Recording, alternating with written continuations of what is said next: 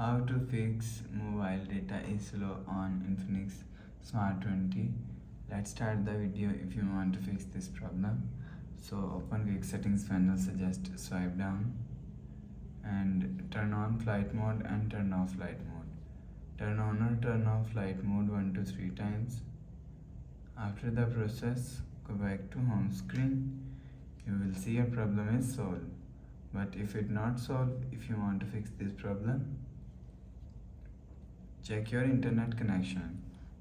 Internet connection is worked properly, you will see your problem is solved.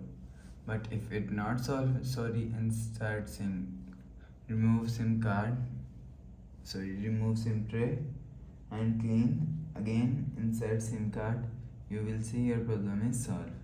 But if it doesn't fix this problem, restart device. Just click on hold side power button and click on restart. Again tap on this restart icon, you will see your phone is restart. After restarting, enter phone pin and you will see your problem is solved. So that's how you can fix if mobile data is slow on Infinix Smart 20. If you like the video, please subscribe. Thanks for watching.